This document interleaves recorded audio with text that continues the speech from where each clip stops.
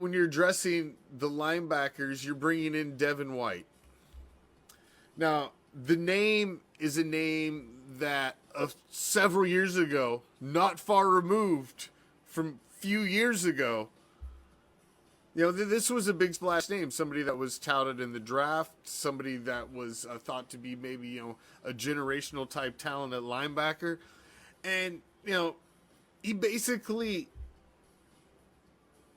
being somewhat local to the team that he was on for the majority of his career, the Bucs were sad to see him go. He had mentioned it a couple times in a couple different interviews that he was interested in going to the Eagles because he wanted a Super Bowl, and he just wasn't all in anymore. I mean, he peaked 3 or 4 years ago. He was a second-team All-Pro. He did make a Pro Bowl. Those were in back-to-back years. He did have a couple big years, but he got his payday, and along the lines of Darren Waller, when Waller got paid, he just didn't have the dog in him anymore. Just didn't have that dog in him. And so he goes to the Eagles. The Eagles signed him on a 1-year deal, basically a prove-it deal. You bring him in, and Mike's right. You brought in Devin White about fucking 5 years too late. I agree with Mike 100%. That's basically where I'm driving at. It ain't the same Devin White, man.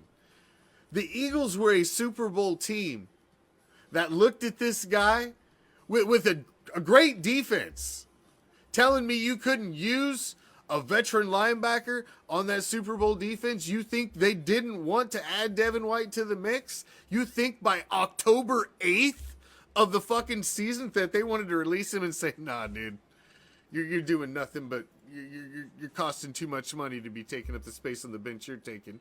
They cut him. Dude, nobody wanted him. He goes out. Devin White's sitting around waiting for phone calls. Ain't nothing but motherfucking crickets. He gets signed by the Texans, starts one game. It's not an impact at all on a playoff team. And now he's a Raider. Now, here's what I will put the spin in Devin White's direction. He's obviously this is last stop on the train, bro. This is it. This is last call, homie. You're not going to get another shot. The Eagles signed you. They were a premier team, and they said, nah. By October 8th of the season, they cut him. No other fucking team wanted him in the entire league. The Texans take a chance on him. He starts one fucking game. He was not impactful on the team whatsoever. And, he's out as a free agent. This is his last stop, man. If he doesn't show something now, he's not marketable.